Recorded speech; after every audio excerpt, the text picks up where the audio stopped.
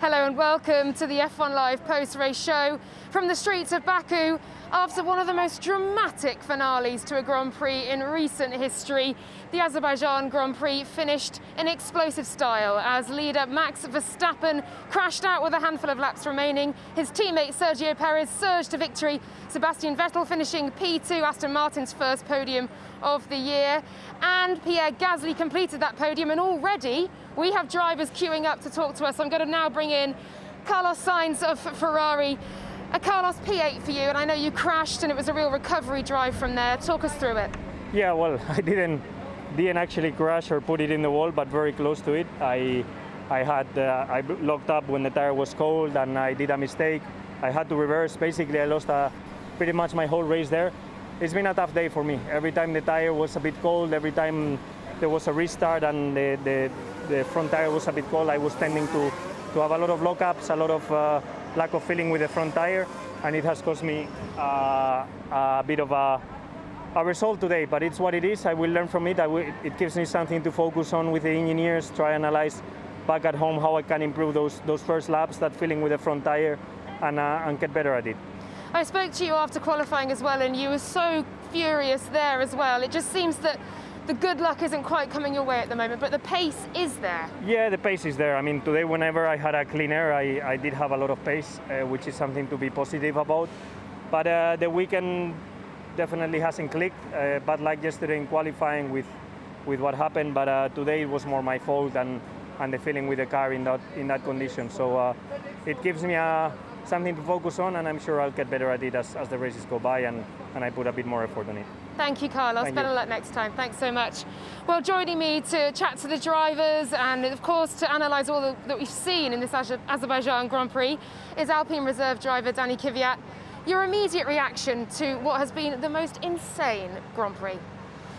Yeah, I mean, I'm not sure how insane, but it was quite, the end was, crazy. But we've got Lando here, I think. If he wants to talk, I don't know. I'm so sorry, Lando Norris is interrupting you, Dani. How was it? Lando, how was the race? P5? I mean, after lap one, better than I anticipated, but it was a tough race. It wasn't as easy to overtake as I expected. But yeah, I'm happy with P5, a good amount of points. Would have been lovely to be in the position of Seb or Pierre, but they both drove good races. They had good pace all weekend, so well done to them, but P5 was the best we could do today. You were involved in a real battle at the end with Leclerc and Gasly as well. It could have been P3 if you'd got around them. Could have won the race if they all crashed. True. Yeah, I think, I tried. I got Lewis because he went off, and I got Tsunoda as well. I tried on Leclerc. He was quite aggressive with his defense, so I couldn't get past, but yeah, they've both been faster than us all weekend. Both the AlphaTauri and the Ferrari, so yeah, damage limitation in some ways, especially with the Ferraris being our main competitors in the championship. But yeah, not a lot to say. It was quite a straightforward race from our side, so keeping it on the track, not crashing, was the good thing. At least both McLarens in the points, though, it gives you some help towards that P3 in the Constructor Championships. Yes, for sure. I think after yesterday, definitely hopeful with Charles starting on pole and only finishing just ahead of us, and nice having Daniel in the points, just helping us out that bit more. So it's tough because they still got more points than us, but yeah, still a long way to go in the year. So we'll try and keep it up and keep fighting. So what's next for you in the UK? Some more golf in the sunshine? 100%. Bit of sunbathing. He's off early. George Russell just walking past? Yeah, a bit of golf, bit of sunbathing, relaxing, and preparing for the next triple header. Thanks very much, Lando. Cheers. Dani, as you were saying before, we were rightly interrupted by Lando Norris. Your reaction to what we've seen today? Yeah, I mean, until the red flag was a bit not regular race for sure, but there was some action. Of course, then the restart, standing restart, especially the new rule.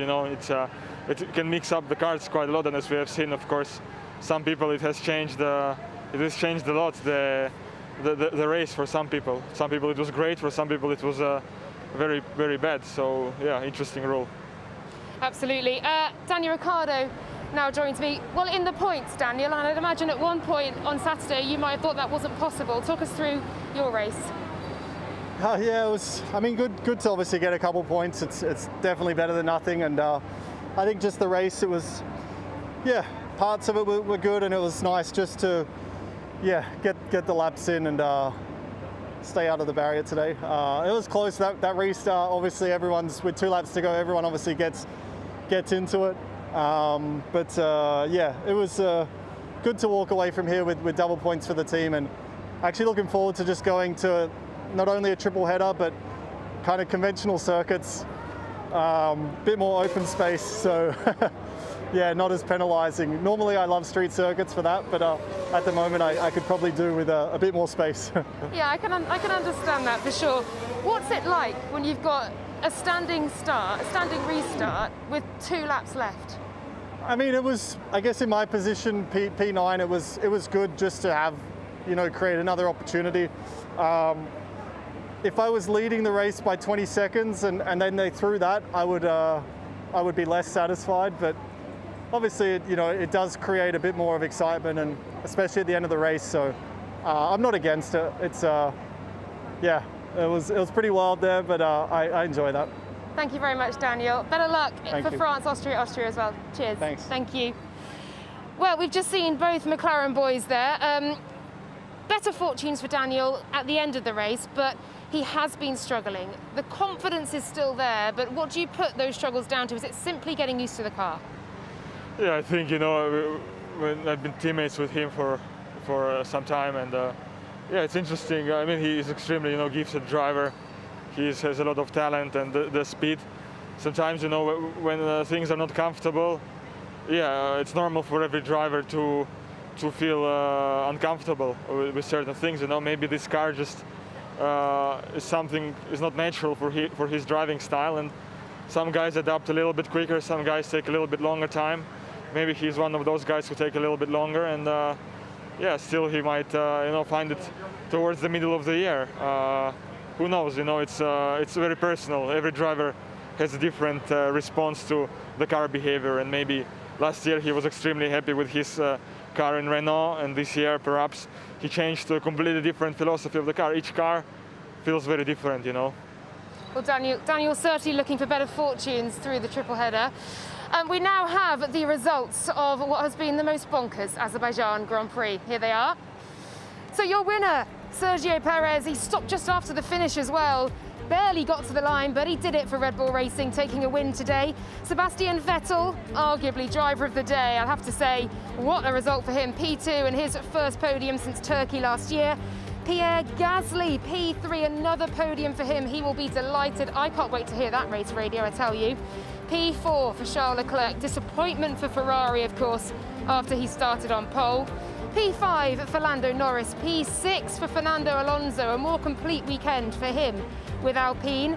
P7 for Yuki Tsunoda. Both AlphaTauri cars in the points. And Yuki Tsunoda back up there again after his points debut in Bahrain. P8 for Carlos Sainz. We've heard how disappointed he is. P9 for Daniel Ricciardo. And P10, Kimi Raikkonen's first points of the season. And the second weekend in a row that Alfa Romeo have scored points as well.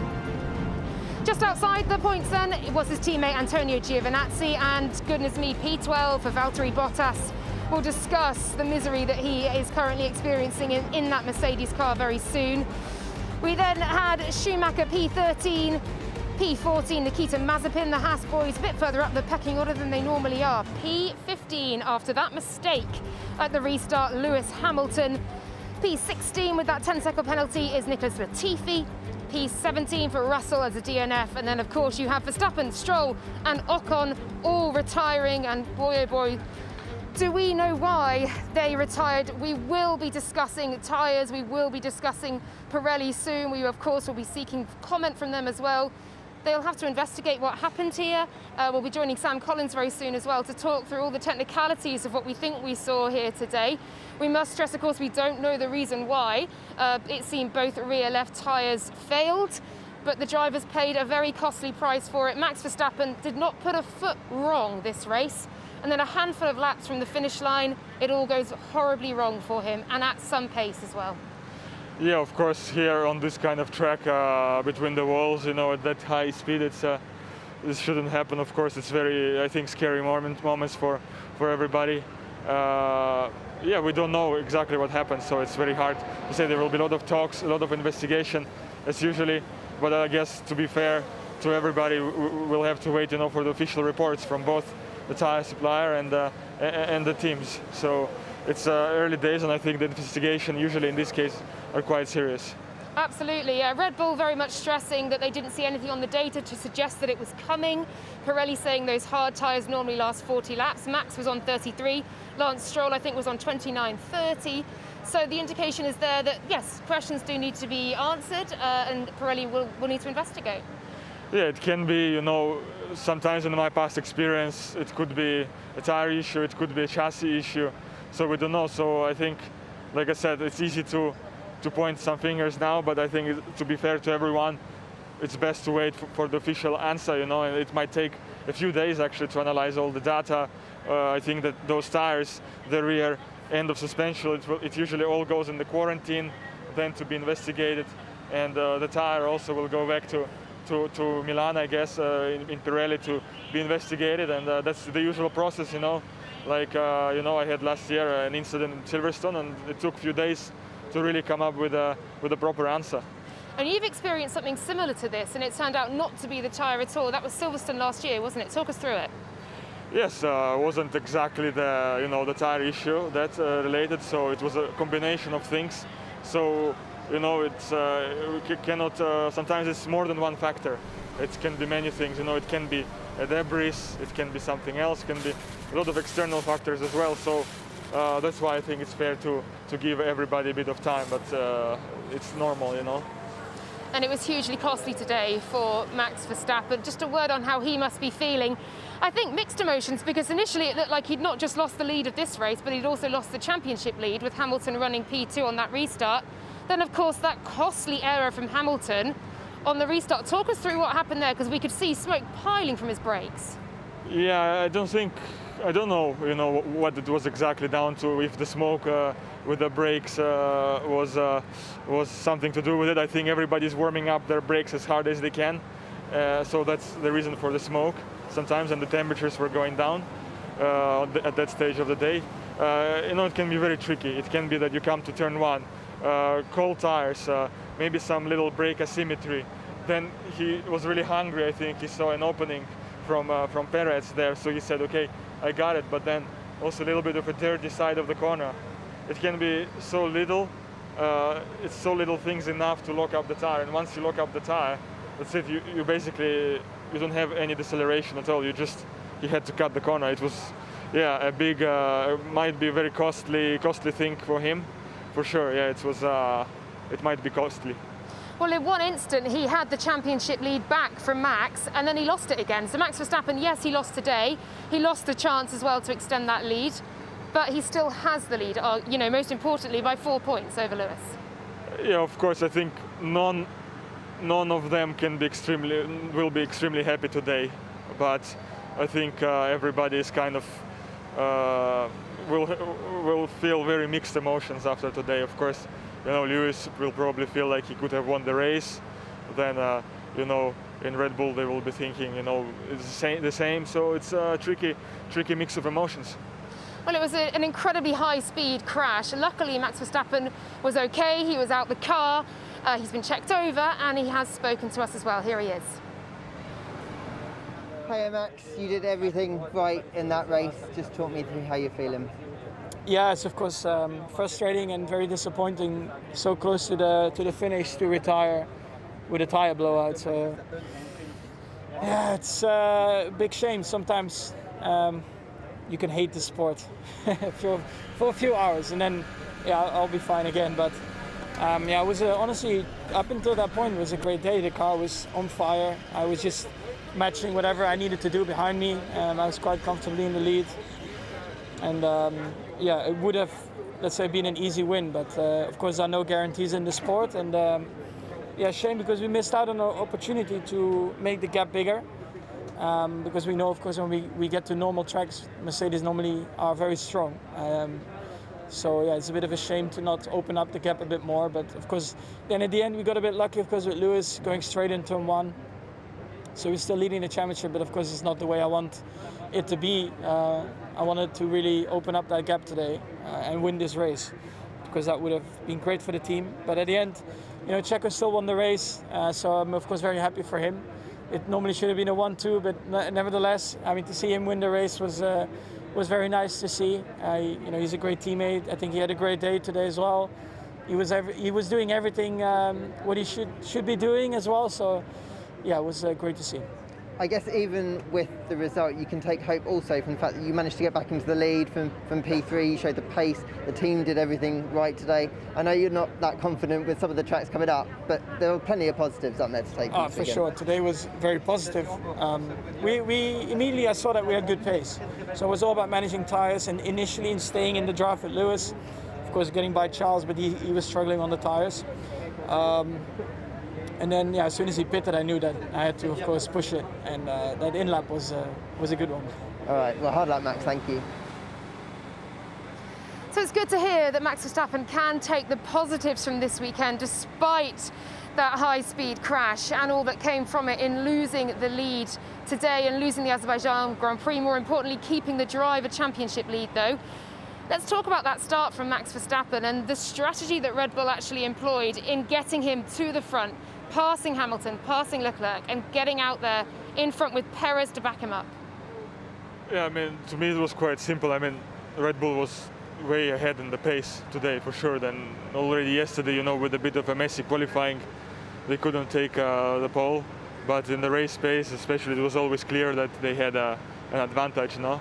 So it was clear today, and I think they were using it really well to their advantage. So it's good also when you have both cars, you know, fighting up there. Also with strategy, it helps a lot. So yeah, it looked very under control, you know, until that moment. Absolutely. And Sam Collins is here. We're crossing now to the studio at Biggin Hill. And Sam, we're here to talk strategy and just how Red Bull managed to undercut Mercedes in the way they did. Yeah, well, it was actually, slightly speaking, it was a bit more of an overcut, because what Red Bull were looking at is they knew they could go a bit deeper into their first stint on the soft tyres. So they were waiting for Lewis Hamilton, who had older tyres, but to come into the pits and they could get past him. And the reason for this is that Max Verstappen, after qualifying, came into the weighbridge in the pit lane, and the race officials or the race organisers had repainted some of the ground in the pit lane. He drove through that wet paint, and that all got stuck to his hot, soft tyres. So Red Bull went to the FIA and said, look, our tyres have been a bit trashed by this paint. Can we actually fit new tyres on and go and use those in the race? And the FIA said yes. And the result was that Max Verstappen started the race with much younger tyres than Lewis Hamilton. However, Sergio Perez didn't have that advantage. But what Red Bull saw was that Hamilton was short on pace. So they just waited. They drove a very intelligent early section of the race, waited for Hamilton to make his stop. Now, the Mercedes pit stop did go a little bit wrong, but that's not why Max Verstappen and Sergio Perez got in front of the Mercedes. The reason they got that advantage is during those sessions, they went really, really quickly on their, after Hamilton had stopped, they put in some really, really fast laps. So they were pumping in purple sectors, both drivers, before they came into the stop. And so when Hamilton came into the pits and that had already had that bad pit stop, not quite sure what the issue that Hamilton suffered was, but I do wonder, had there been a little bit of a communication down to the AlphaTauri garage, let's not forget Red Bull and AlphaTauri are owned by the same company, just asking Pierre Gasly to come in at the same point, and that blocked Hamilton's exit. A little bit of delay, not enough to lose the lead, but those really fast laps from both of the Red Bull drivers put them in front of the Mercedes driver. Now, here's where Hamilton comes in. They make the change to the hard tyre, and what you'll see just behind, there you see the blue and white car of Pierre Gasly coming in, the AlphaTauri. That just blocked Hamilton's exit. Each team in the pits has a certain point behind their pit box that if there's another car in the fast lane of the pit lane, they're not allowed to release their car. If they do, it's considered an unsafe release and they'll automatically get a time penalty. Mercedes had to avoid that. The AlphaTauri really helped out the stablemates from Red Bull, but the real secret to it was the super fast laps put in by both Max Verstappen and Sergio Perez. And actually, Perez, it turns out, was extremely lucky to win the race. Not just because Max Verstappen hit the wall, but it also transpires that his car was suffering from some sort of problem all the way through the closing parts of the race. And indeed, he's already told some journalists that he didn't think he was going to finish the race, and they only just made it to the end and pulled over to the left on the pit exit. Some people have speculated that was down to fuel. Now, one of the reasons that might have been is you have to have a certain amount of fuel in the car after the race, so the FIA can take a fuel sample and check a team's not cheating. But in this case, we don't think that Perez was running out of fuel. We actually think he was nursing that Red Bull RB16B to the end of the race, and that is an incredibly fortunate win. Otherwise, you'd have seen a really happy Sebastian Vettel. Can you imagine, Sam, if both Red Bulls had retired from the race through a crash and through something as simple as a mechanical failure or a fuel issue at the end for Sergio Perez? Ridiculous to imagine it, but in the end it was Sergio Perez who took the win. He'll be delighted, won't he? Well, I bet yes. I mean, of course, when you win a race, it's always a great feeling, no? And for sure, yeah, he looked quite strong all weekend, and I think, of course, there were some circumstances that helped that for sure. But yeah, of course, it's important to bring home in case something happens with the other car, to always be able to bring back the right points, no? And he did his job today perfectly, and yeah, it was a strong weekend for him for sure. I'd like to talk now about two drivers who obviously are at the sort of twilight years of their careers, shall we say. Sebastian Vettel, P2 today. It's been building, it's been coming since that P5 in Monaco, where you felt that he was on the ascendancy. Today, what a drive that was from him. Yeah, very, of course, mature drive, as you would expect from a four-time world champion. You know, he really was there all day. He was always ready to take opportunities. Also, his first stint, you know, on the red tires was impressive. How long he managed to make them last, and his pace at the same time was really good. It was enough to give him a very good pit stop window, you know, and then with a bit of a mess in the end of the race, he just managed to sneak that second place, and yeah, very well deserved, you know, second place. Very strong drive from him. And let's now talk about Fernando Alonso. We were hoping to get him on and you could have a chat with him about what was a great drive from him today, P6 and a more complete weekend. Yes, he, to be honest, was very strong all weekend. He was really feeling comfortable in the car. This weekend he was already in free practices. He was really on it, you know, had a good feeling with the car. Then in quali, it was also a little bit messy session for everybody, but he still was doing the very strong laps at the right time. And in the end, in the race, of course, there was some, you know, the pace wasn't looking great, you know, until the red flag. When there was a restart, he managed to do an amazing restart again, gaining a lot of positions. Very smart positioning of the car. So very interesting. I'll watch it later because I'm curious to see what he was doing. It's always interesting to see what a guy like Fernando does in these situations, you know. Well, we can now hear from Fernando Alonso. Here he is. Hey Fernando, so early on it didn't look like you had much race pace. Obviously then the race opened up, you pitted for softs and it all came alive. Yeah, we have good pace in two-lap race. that was fun. It was exciting to have some battles. Everybody was very aggressive, knowing that it's only 2 laps and don't need to take care about the tires or anything. So it was fun. I think we had a solid weekend here in Baku. And being 10th, I think it was too little reward for the team. So I'm happy with 6 now. I think the guys deserve it. We've been working very hard, and yeah, at least we get some good points. Were you a little bit surprised in that early stint that you didn't quite have the pace?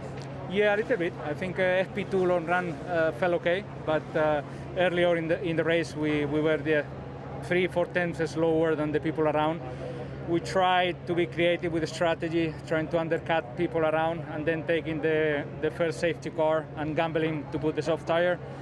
But any strategy when you are a little bit slow in pace, it doesn't work. So, you know, we got lucky at the end to have another opportunity and we took it. Fernando saying there that he was surprised he didn't have more pace earlier on in the race. I think that's the case with Alpine. It's there, almost there, but not quite. And of course, Esteban Ocon today with a power failure. Do you know any more about that from the team? No, at the moment, no. I would wait an official answer again, but I think something happened there there was some sort of failure. We don't know yet what, but I think the team will investigate, of course, as usual. So yeah, I don't have any more information than that at the moment, you know. It's been 4 points finishes up until this race in a row for Esteban Ocon, and Fernando Alonso now knocking on the door and, like we said, feeling more assured and confident in that car as well. What's the vibe? What's the feeling at Alpine right now? The feeling generally is positive because, I mean, team is always, you know, using the occasions to score points like today. Also, Fernando did a bit of his today, of his part. And yeah, the only thing that needs to be understood, of course, the middle part of the race seems like we were lacking a little bit of pace, and that was maybe when he was P11, you know, and very on the borderline with the points. So it was a little bit tricky to understand that, and I think it will be important to understand that. Otherwise, the atmosphere is positive. The atmosphere is very interesting. Oh, here is the. I know, we've got P3 with us right now. Well done, man. Pierre Gasly, congratulations, P3 Thanks. today. Thanks. Fist pumps all round. Just talk us through what was the most crazy race. I don't really know where to start. Honestly, it's been an incredible weekend for us. The car's been very, very strong, and quali was great yesterday. The race was going very well at the start, and from mid-race onward we had an engine problem, so we started to lose performance in the straights. And that's when Seb passed us. And I thought, okay, it's gonna be quite hard till the end. And in the end, the red flag came. I knew it would be tight with Charles with our little issue. He managed to pass us in the straight, and I managed to get him back in turn one. It was quite close racing, hard racing, but exactly how we like it. And yeah, I really wanted that podium, and I'm really, really happy for the guys. Yeah. It was the most intense battle in the last couple of laps. Danny, I'm sure you have questions as well. Over to you. I'm not You're sure. now the reporter. I'm not sure. I mean, you've been doing such a good job now. I have no idea what you're saying. Good job, mate. No, what's next for you? I mean, Are you staying tonight for a couple of drinks together? Or? Yeah, maybe. Yeah, I'll text you. There is no maybe. The after party's being organised. Let's say I bring the Red Bull, you bring the vodka. You're Russian. Okay, fair enough. But you keep your drink, okay?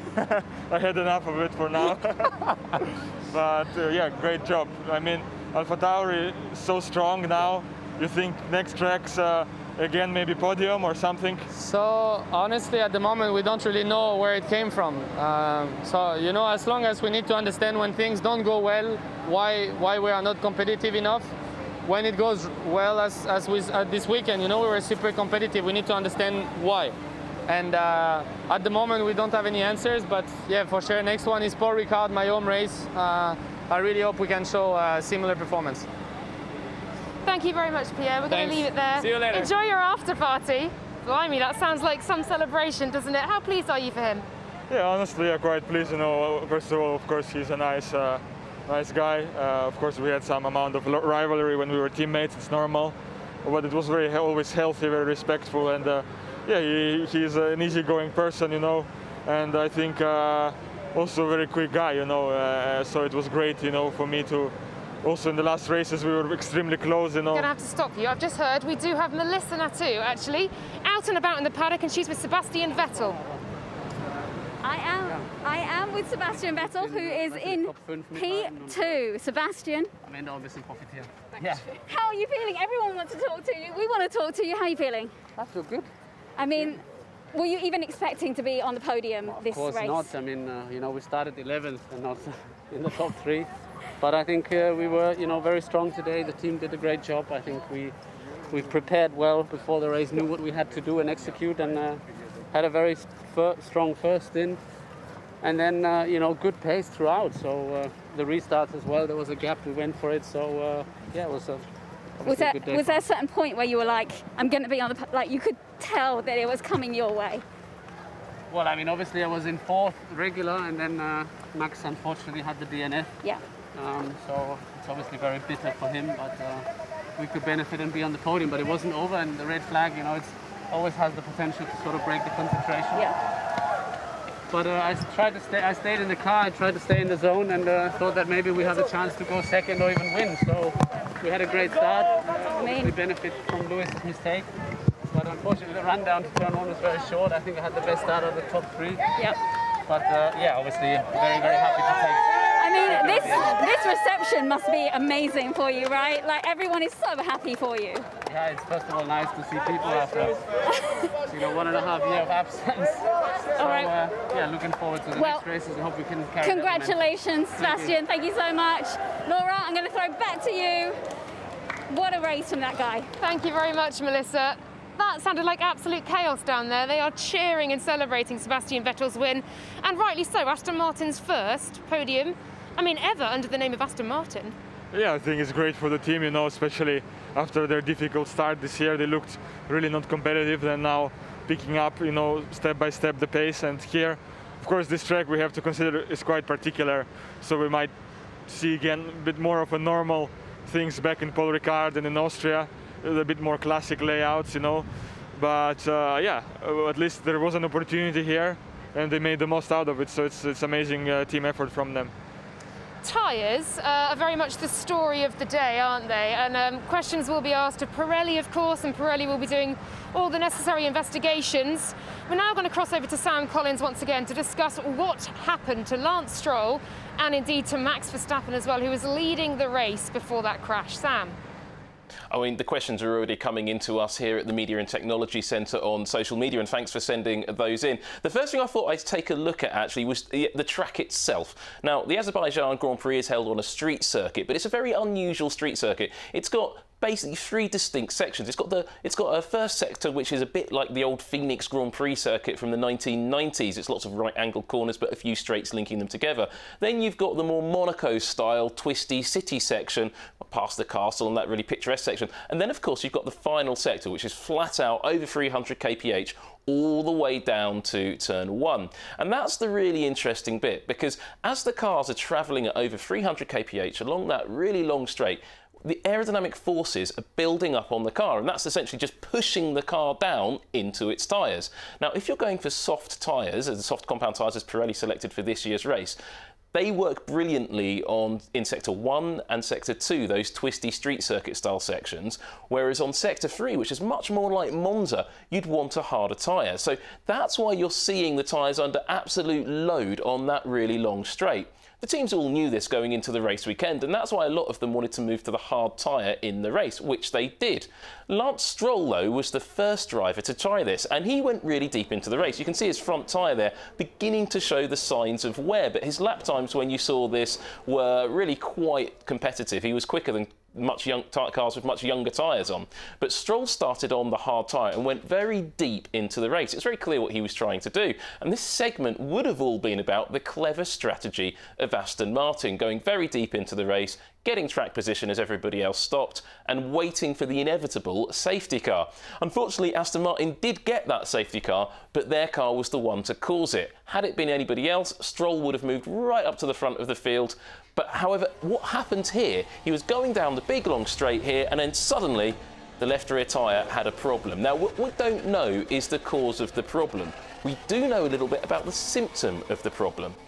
The main tread of the tyre has clearly separated away from the inner sidewall of the tyre, of the rear tyre. Now, that can be caused by a lot of different things, and Pirelli don't really yet know what the problem was. And with the amount of damage on that car, it might take a little bit of a while for them to work it out. However, the left rear tyre, the one that failed, didn't actually hit the wall, so Pirelli are already poring over that tyre trying to work out what went on. Let's not forget, though, the circuit had an F2 race and a fairly lively qualifying session, it's fair to say, as well as all those shunts in practice. So it's almost certain there's lots of carbon fibre bits and pieces scattered across the track. And we know what happens if a tyre gets cut by a little bit of carbon fibre. You saw it with Daniel Kvyat in Silverstone. You saw it with a Racing Point in Mugello last year. And then now we see what may have happened with Max Verstappen in the Red Bull. He suffered a very similar failure, or very similar problem, shall we say, to the Aston Martin earlier in the race. But it could be, again, we saw the sidewall separated to the tread of the tyre, but it could be the situation that was caused by debris from the earlier incident, or they were both caused by debris from elsewhere on the track from earlier incidents in F2 or in qualifying one of the practice sessions. We just don't know that yet, and Pirelli haven't really delved into it. They do very detailed analysis of this. It's almost like an air crash investigation. They'll get the tyre back to their factory in Milan, tear it apart, look at every little bit of failure, and I think in a couple of days, 2 or 3 days, they'll come back to us all and give a little bit more explanation of what went wrong. It's great having Daniel Kvyat here, though, because he's experienced this situation very clearly at Silverstone previously in last year. So what we can see with these tyre problems are that the teams do have to be very careful of their tyres going forwards. So what can happen if you go too deep into a race with your tyres? You do start to see problems. We saw that at Silverstone last year. That was the reason Pirelli went a step harder with the tyres for the 2021 season. It was also the big reason for the big aerodynamic changes at the rear of the cars. Those cut-out floors were all to do with reducing load on the rear floors. So with Laura and Daniel, it'd be really interesting to hear, particularly from Daniel, his experience of Pirelli's reporting process after a situation of a tyre problem at the rear, because that's exactly what he suffered at Silverstone last year. Yeah, absolutely, Sam. So Sam just asked there, Danny doesn't have ears into the studio with Sam, but about Pirelli's reporting situation and how they report back on what happened. Certainly with you, what happened with Silverstone, how that was then reported back to you and what was the process through that? I mean, both team and the Pirelli, they're going to do a separate investigation. That's what I think is going to happen, and then there will be answers from both sides, you know. And then which needs to come to a conclusion together. So the tyre should usually be quarantined, you know, and examined, and the same will be done from the team's part on the rear suspension too. There are cameras everywhere, you know, you can see a lot of things nowadays. So this is how we were trying to understand this issue last year with a lot of camera, different angles. The rear view camera will be, you know, key answer. So yeah, it's going to be a lot of. And this situation, of course, is very delicate. So everyone needs to be careful. You know, it's going to be very well investigated for sure. Yeah, for sure. We must talk about Valderie Bottas.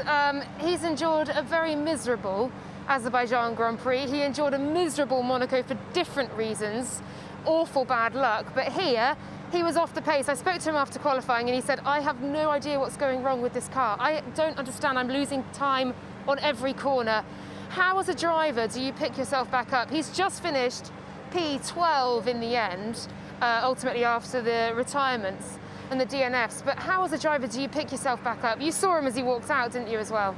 Yes. I had a chance to catch up with him during the red flag, and yeah, just said he was sliding and he couldn't find any grip, you know, and same happened, but other way around between them in Monaco. So this kind of street tracks, you know, they're very particular with the way the tire preparation, with the way the car is feeling.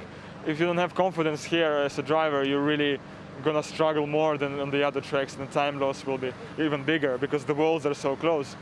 So yeah, I think he just experienced this, and yeah, you pick up yourself after these weekends because you just have to turn the page, because he sometimes was on pole position here. It's not like he forgot how to drive, you know. Formula One is a very complex sport. Manufacturers, tires, brakes, car setup, driver confidence. It's all linked together, and he experienced probably a little bit of a bad side of all of those factors. Well, we did speak to Valderie Bottas, and here is what he had to say. Hey, Valderie, it just looked like a rotten afternoon out there for you today. Yeah, it's been actually quite similar feeling to yesterday. So I don't quite fully understand, and clearly don't have enough pace. You know, I could see in the beginning of the race that it was tricky to, you know, keep up with the cars ahead, and especially I think it was one of the Aston Martins. They were clearly faster, and one of the weak points I think for our car this season has been tyre warm-up, and again on the safety car restart I felt like a sitting duck, and you know, there was cars coming left and right, so it was not fun.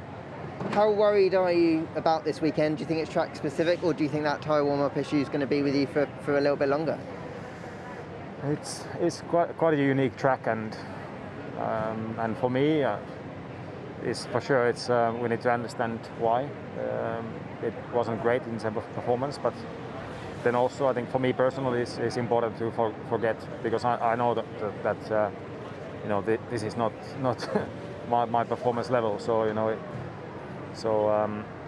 yeah, need to move on quickly from this. And on to his Mercedes teammate then. He spent 54 races in the points, but today he finished P15. Here's Lewis Hamilton.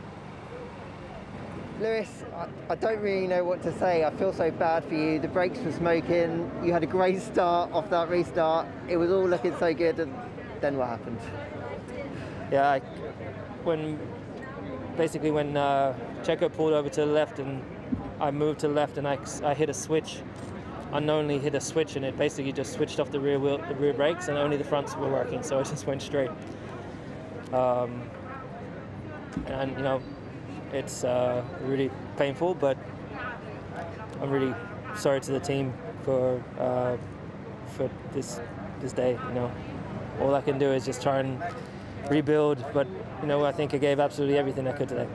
I know this isn't the time that you're going to be looking at positives, but like if you look at the way you came back through the weekend, like you found answers, you've got to take something from this weekend going to the next races. Yeah, there's definitely lots of positives to take from the weekend, but of course this is in the last moment, not the second to last lap to lose out, but you know, Max had bad luck also today, so you know, there's a long way to go. Hard luck, thank you. And so from the disappointment for Lewis Hamilton to absolute jubilation and relief, I'd imagine, for Sergio Perez, here is your Azerbaijan Grand Prix winner, Sergio Perez. Checo, congratulations. What is it about this place? What is it about Baku that you just turn it on? I think we all love Baku, right? It worked well, you know. We had good pace, good start, good first lap. We did everything perfect apart from that restart. That simply I didn't have any grip. I had an issue with my tires and I couldn't warm them up. So I think that was part of it, of the issue, that I had a very poor start. And then after that, we were just we gave it all. You know, I thought like I cannot miss this race 2 laps from the end. I broke as late as possible on the clean line, and then when I saw Lewis locking up, so well. And he just went straight. So yeah, it's a big shame for him, because I mean, I've been in that position, and we are all. It just shows, you know, how much on the limit we are and how vulnerable we are to mistakes, all of us, you know. And yeah, today happened to him, and overall, I'm just very pleased. When we look back on your time at Red Bull, do you think this is the moment, this is the weekend that you finally clicked with the car, with the team, it's turned things around? I certainly did a very good step in understanding the car, in feeling comfortable. I think there is still a lot to come from us. So we're just working pretty hard. You know, we are flat out. I'm giving my best, and the season still is very long, you know, so anything can happen. Well, it looked at one point like the lead was going to go back to Lewis Hamilton, and he was going to take the ascendancy once again in the Drivers' Championship standings. He then, of course, dropped to P15, and Max Verstappen remains at the top. Let's take a look at how the Azerbaijan Grand Prix affects the Driver Championship. Here we go. Max Verstappen leads the way, 4 points ahead of Lewis Hamilton, and Sergio Perez moves up to P3 ahead of Lando Norris, just 3 points clear of the McLaren driver. Charles Leclerc is P5, Valderie Bottas is down to 6th, Carlos Sainz for Ferrari in 7th, 8th is Pierre Gasly, Sebastian Vettel is up in 9th, and Daniel Ricardo is 10th for McLaren.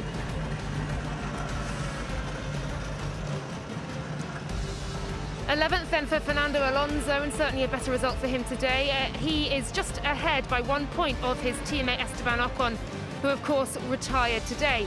Lance Stroll still on 9 points for Aston Martin. Yuki Tsunoda with more points today climbs to 14th.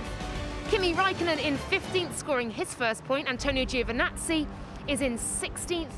And then you have 17th Mick Schumacher, 18th George Russell, 19th Nikita Mazepin, and Nicholas Latifi bringing up the rear. So let's take a look at the constructor standings, of course. You did have Red Bull leading the way in that one for the first time since 2013. Let's take a look now at how they look. Well, Red Bull, 174 points. They extend their lead over Mercedes, and Ferrari have taken P3 in that battle with McLaren, just 2 points ahead. AlphaTauri are in 5th, again 2 points ahead of Aston Martin, who scored decent points today through Sebastian Vettel. Alpine in 7th, Alfa Romeo in 8th, and Haas and Williams still yet to score in this season, the 2021 season.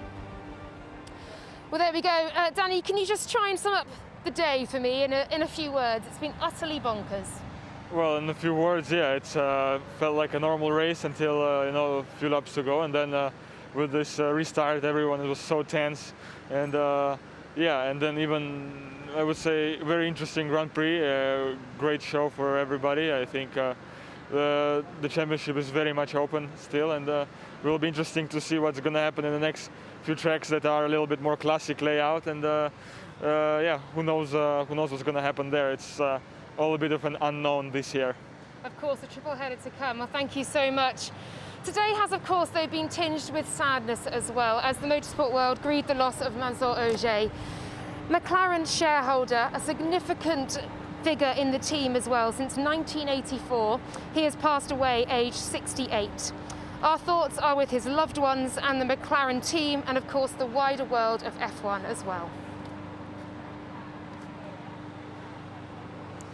Well, what an incredible Grand Prix we have seen here in Azerbaijan on the streets of Baku. We expected chaos after 4 red flags in qualifying. As Danny said, it looked as though it was going to be a pretty straightforward finish to the race today after that Lance Stroll crash, and then quite simply all hell broke loose. Congratulations to our podium, Sergio Perez, Sebastian Vettel and Pierre Gasly. I don't think many would have predicted that at the start of the day. A big thank you to Danny Kvyat for all of his insight and analysis and explanations today, and for your interviewing skills as well, of course, with Pierre. A huge thank you to the crew on the ground here and, of course, in Biggin Hill. Thank you to Sam Collins and to Melissa Nathoo, who braved the crowds down at Aston Martin to bring us Sebastian Vettel's reaction. We move on then to a triple header, France, Austria, Austria. I can't wait. See you there.